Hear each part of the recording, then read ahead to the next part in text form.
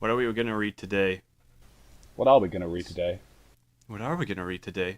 I recently had a request from a man who will not be named, who wrote to me and said, my friend has a weirdo coworker that gave him a copy of his novel to review. It's an 85-page manifesto of wish fulfillment and narcissism. This is one of the worst things I have ever read, and it's a total fucking nightmare. I felt that you needed to possess this gem. Yeah, I've got it. You've got it. Good. Rewrite from scratch. The perfect that means angle. this is the second draft. At least, right? From scratch, At least. though. So his first draft was completely thrown out the window. The Perfect Angle, short story, by Joshua A. Gallego. Gallego? Gallego. Definitely. Prologue. We are all just part of a plan that was designed for you and me. In life, there are three types of people: leaders, followers, and the rare rebel. Or is it really that rare? Clearly. Already I know this person is in their Nietzsche phase. Alright, go The on. rebel go on. was born from seeing the world from his or her own point of view. Other people's mistakes are merely a part of the making of the rebel's personality and beliefs. Out of turmoil, the rebel emerges from the negative environment that he has endured. Yeah, Dad. It's not a phase, I swear! It'd be great if there's footnote. Mom, aunt, all of my brothers, fuck you. I just read Beyond Good and Evil. You don't understand. The genealogy of morals has taught me too much.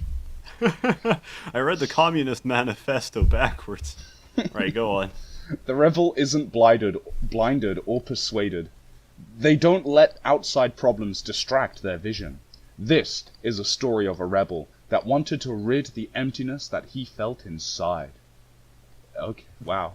Now, Morrison, this story, I think, is a self-insert, because read the next part. Many psychologists had tried to help him, but they never reached him. He would always have a hole that he could never fill. Yeah, Mom. Why won't you peg me, Mom? I've asked for this twice. Society likes to study the faults and abnormal behavior of an individual that blends in so easily. Professionals are fascinated by the rebel's motivation and drive, like Hitler. The rebel is like an artist, like Hitler. Their work isn't done until they're dead or burnt out from the bouts of depression that they suffered, like Hitler. This artist was seeking peace, but forgot why he had started in the first place, like Hitler. No matter how many times he continued his work, he couldn't achieve perfection, like Hitler. My God. It's like Mein with all the Kampf camps too. that he set up. And like, you would expect it to be Hitler, but we have a much better name for our protagonist. Gary Mackenzie sat down in a cold holding cell. No. You have to read the title of chapter 1. Okay. Chapter 1, Figure Me Out.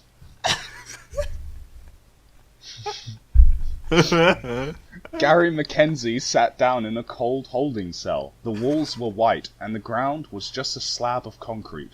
Much like a building. A bright orange uniform reminded him that he wasn't going to be able to complete his masterpiece.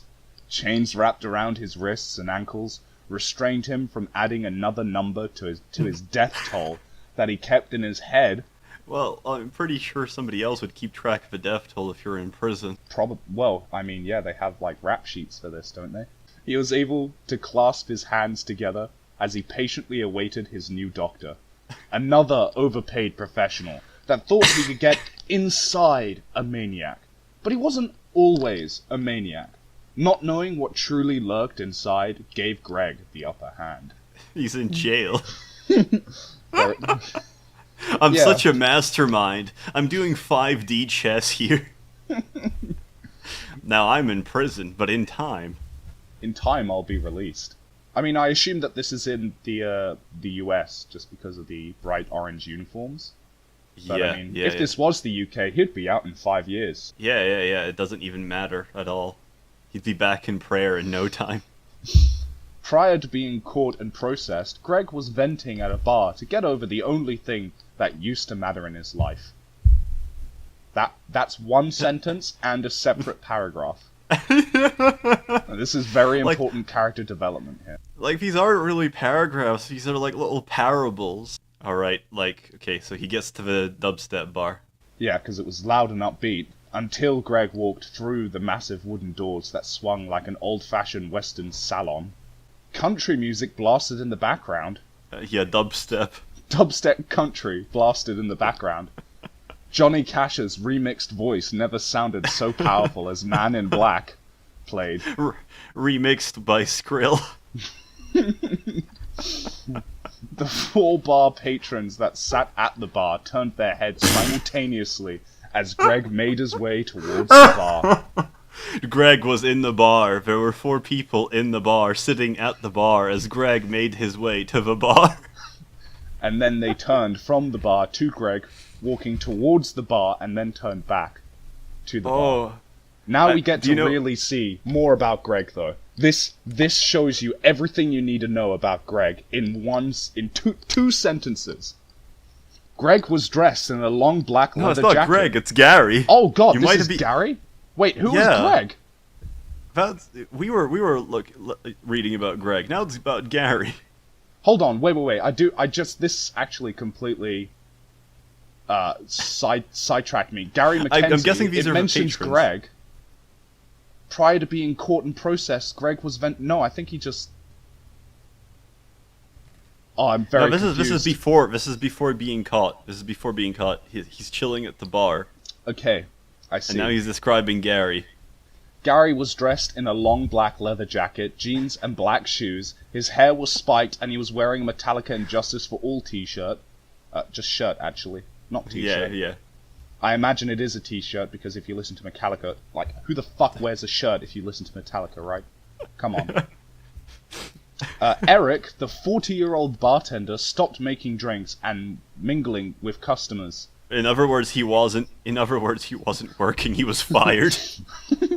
I knew the bartender pretty well, and the locals. They didn't stop what they were doing because of me. It was the punks that were at the pool table that were really irritating my friends. What? Okay, but who's Gary? You didn't introduce who Gary was. I think Gary Mackenzie is the guy in the holding cell. Greg is someone else who is as of yet, undisclosed, right? Alright, okay. I think this is... So it's Greg and Gary. Greg and Gary, and Eric, the bartender, who is 40. Who is shit as his job. Seriously, he's not doing his job at all. He stopped making drinks. He's just chatting mad shit. No, but he stopped mingling with the customers as well. He basically closed himself off. Oh yeah, he's just sitting in his safe zone. He's opening the first Islamic bar. Go on. All the shisha pipes are everywhere. The bar was handcrafted with fine oak, and was still beautiful as it aged and proved to endure the wear and tear of time. The faces of my fellow drinking buddies were directing me to the obnoxious punks that thought the bar was their personal trash can. Empty bottles and cigarette butts laid upon the once smooth wooden floor, I cringed at the mere sight of their laziness. The 3 punks were all in good shape, but one had to be the leader, clearly. The rest were sheep. There is one leader. He's like a Saturday morning villain. Hey, punk. I'm gonna smoke my Camel cigarettes and give everyone secondhand lung cancer. And there's nothing you can do about it, Greg.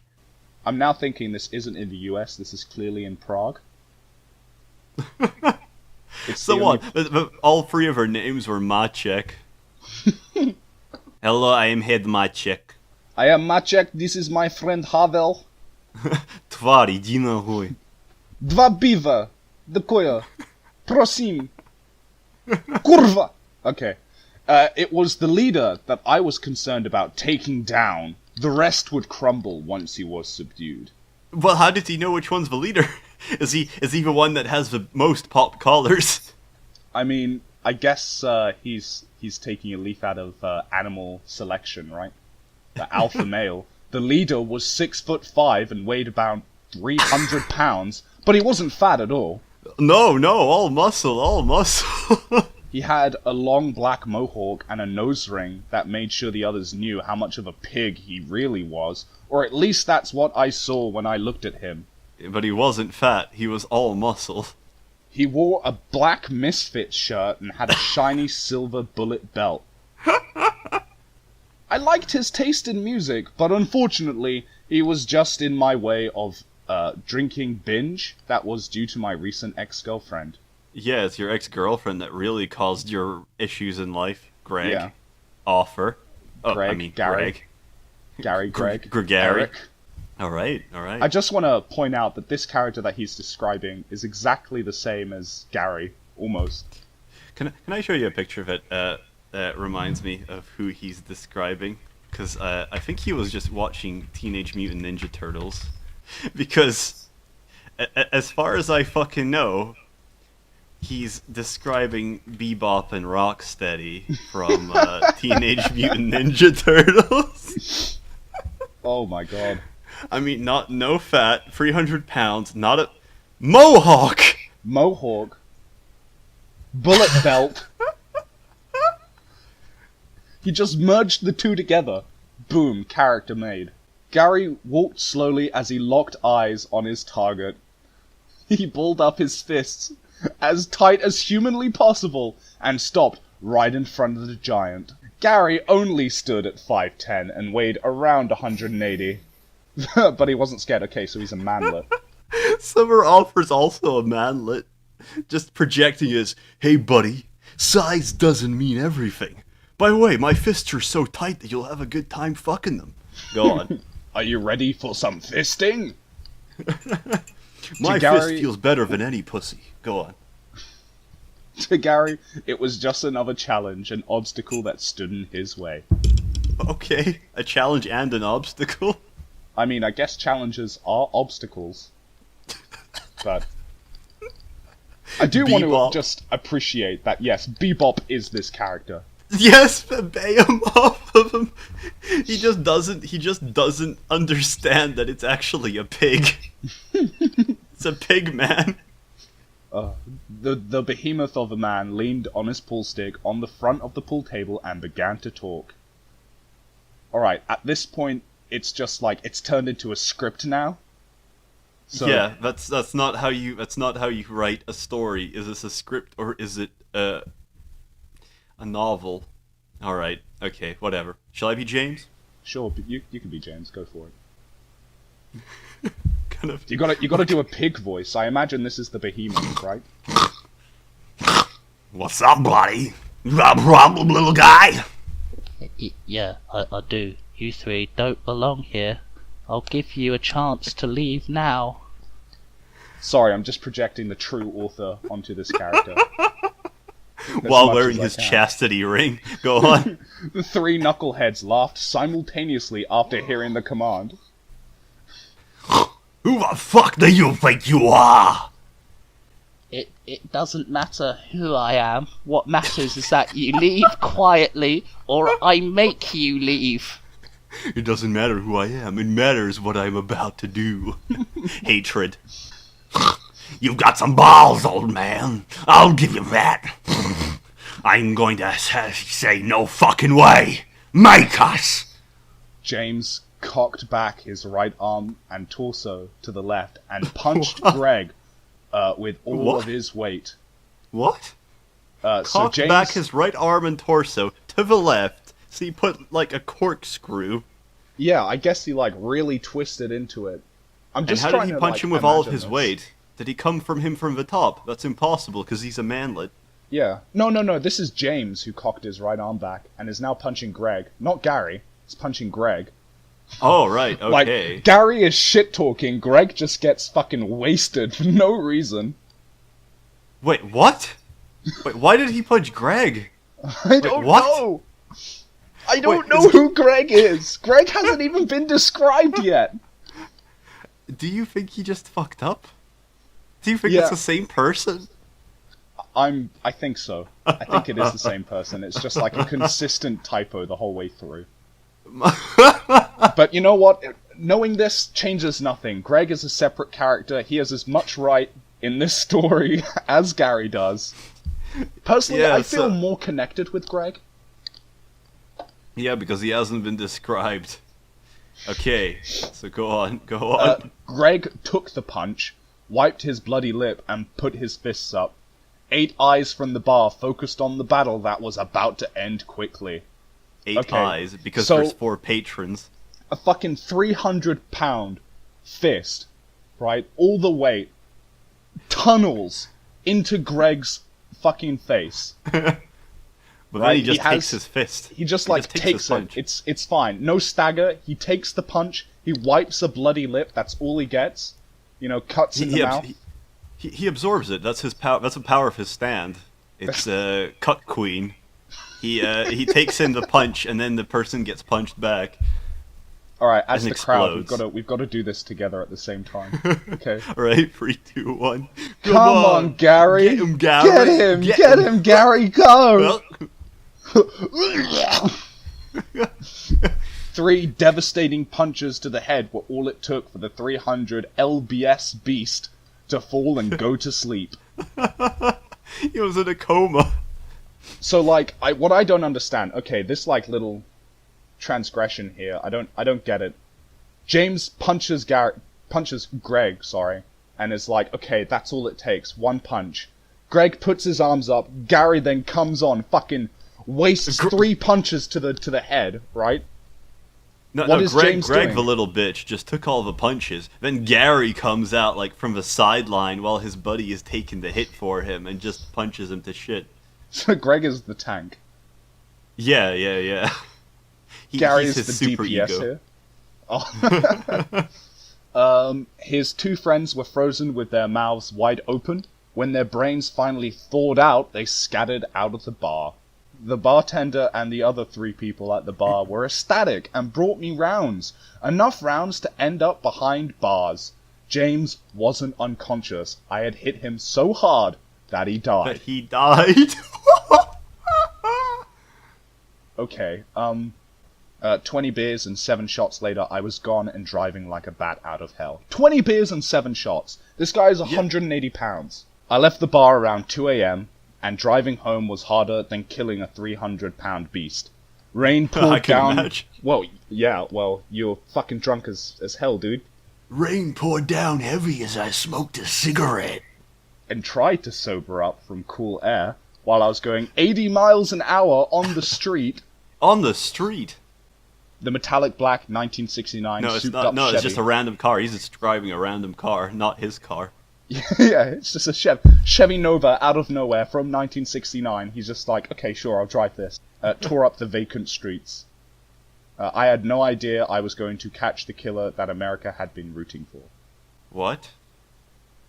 Okay, I guess Okay. this will be explained later on. He's just I- killed a man. He's going to catch a killer. You already know he's going to end up behind bars. Yeah. I mean, like he did pretty much like a citizen service by killing someone. What I like is that his friends literally just left the corpse there. Like, fuck this, we're punks, we don't give a shit. Morrison, they're mutants. We've already established this. Like Bebop just died to this random human. Rocksteady fled, and they didn't describe the other goons. The other goon was like a rhinoceros, and the other one was another mutant. They just ran back into the sewers because they knew they could have no power of attorney. Michael go on.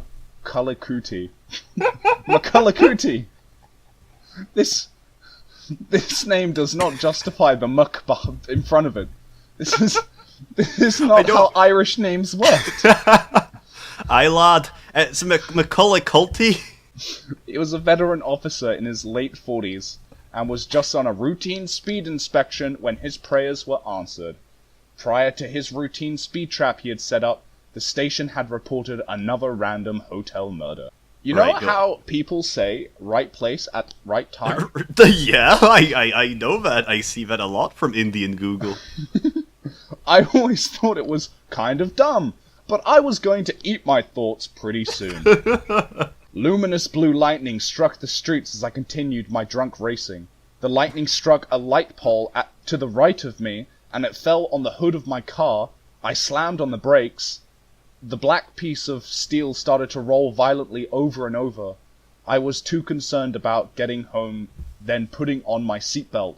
The seatbelt would have saved me from the windshield. Gary was lucky for once in his life, but woke up from the wreck in a cold cell. Okay, Gary was pretty fucking lucky when he was able to take out someone nearly twice his weight with 3 punches to the head. That's pretty lucky, don't you think?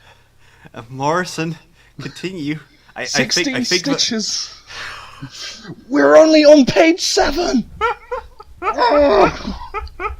16 stitches occupied Greg's forehead to serve as a painful reminder that it could have been worse. Who's Right now- Greg? Gary Who's woke up in Gary? the cell. Greg, however, woke up in the hospital after not driving the car because that was Gary. Oh, the old Or fool. was it Michael McCullough? What even happened to Eric? Eric's dead. Eric was a victim of a random hotel murder. I'm getting lightheaded. Right, go on. Right now, though death wouldn't be a bad thing to Gary, it would be a sweet release of being trapped. Oh. Dr. Anderson walked in the holding cell, which was constructed of strong reinforced glass and concrete. Let me Yes, rephrase this that. is Generic what I doctor keep. name. This is what I keep my prisoners inside. Glass. Yes. And concrete. Morrison, stop bringing logic into this. I bet you don't even know how to make reinforced glass and concrete. You take the furnace in Minecraft, and then you take the glass block, and then the stone block, and combine them together. The doctor in front of me was staring at me as if he could see my thoughts. His dark blue eyes pierced through my throbbing head. He broke away from the long stare down as he sat down. That's I awkward. sat down. As he sat down, so I guess Gary or Greg is already sitting down. Maybe Greg is standing, Gary's sitting. Maybe they're Siamese twins. Wait, what? Okay, Yeah. continue. Okay, sorry. I sat down and pulled Gary's profile out of my black briefcase. Wait, I stared at him out of disgust, even though I think- still had respect for what he had done.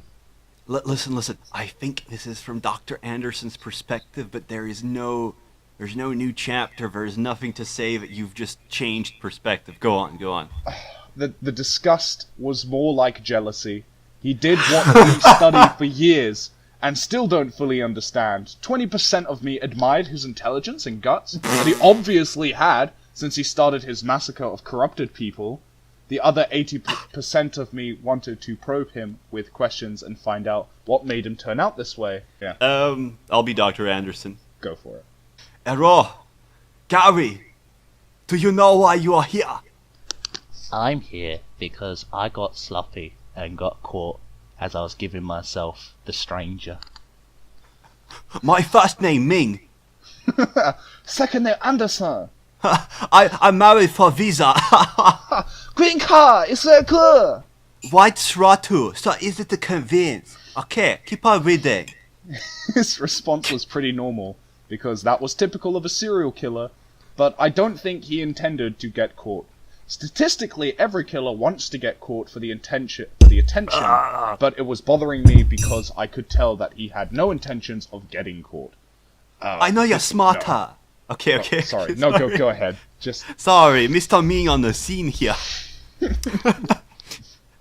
Gary, I know you're smarter than me. And it's not from reading your profile, because I know you purposefully failed the personality test to throw people off.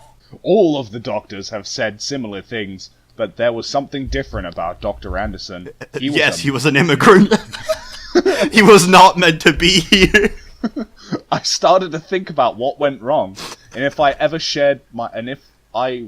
would ever share my life with a stranger. Look, Let alone somebody who does money laundering in Toronto. Go on. I was used to being probed since I was a child, but this guy really seemed like he cared about me at a more personal level. I will cooperate with you, but I'd like it if I could tell you my story before you probe me with all your in-depth questions. Those are my only terms that you must meet.